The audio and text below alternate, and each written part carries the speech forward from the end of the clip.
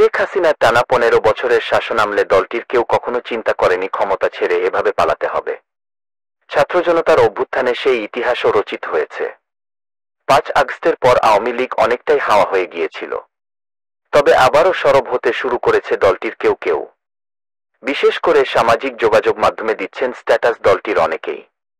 গণমাধ্যমে পাঠাচ্ছেন বিবৃতিও। গেল কয়েকদিনে নির্বাচন নিয়েই বেশি কথা বলেছে আওয়ামী লীগের নেতারা।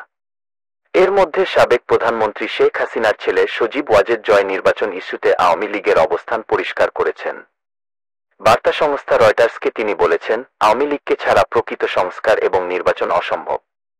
জয়ের এমন কথায় অনেকটা পরিষ্কার যে আগামী নির্বাচনের জন্য তাদের দল প্রস্তুতি নিতে শুরু করেছে। যদিও দলের শীর্ষ পর্যায়ের বেশিরভাগ নেতাই জেলে নয়তো দেশের বাইরে পালিয়ে গেছেন। এদিকে আওয়ামী লীগকে রাজনীতি থেকে নিষিদ্ধ কিংবা 10 বছর দূরে রাখার বিষয়টিও সামনে এসেছে। এ নিয়ে সমালোচনাও হচ্ছে। প্রতিবাদে সরব হয়েছেন আওয়ামী লীগের যুগ্ম সাধারণ সম্পাদক মাহবুবুল আলম হানিফ। তীব্র নিন্দা ও প্রতিবাদ জানিয়ে দিয়েছেন বিবৃতিও। তিনি বলেন, আওয়ামী লীগের মতো ঐতিহ্যবাহী বৃহৎ শক্তিশালী রাজনৈতিক দল, যে দলের নেতৃত্বে দেশ স্বাধীন হয়েছে এবং উন্নয়ন অগ্রযাত্রায় গুরুত্বপূর্ণ ভূমিকা রেখেছে, সে দলকে বাইরে রেখে নির্বাচনের কথা বলাটা একেবারেই অগ্রহণযোগ্য এবং অযৌক্তিক। আওয়ামী লীগ আগের চেয়ে আরও শক্তিশালী হয়ে ফিরে আসবে বলেও জানিয়েছিল হাসিনা পুত্র সজীব ওয়াজেদ জয়। তারই সুরে সুর মিলিয়েছেন মাহবুবুল আলম হানিফ। তিনি বলেন, আওয়ামী লীগের নেতাকর্মীরা বর্তমান প্রেক্ষাপটে কিছুটা বিব্রতকর অবস্থায় আছে।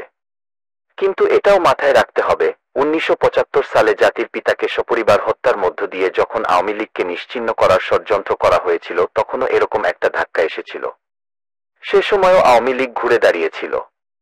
অতএব আওয়ামী লীগ আবার অতীতের মতো ঘুরে দাঁড়াবে এবং আগামী সংসদ নির্বাচনে অংশ নিবে। আওয়ামী লীগকে বাদ দিয়ে বাংলাদেশে কোনো নির্বাচন হবে না।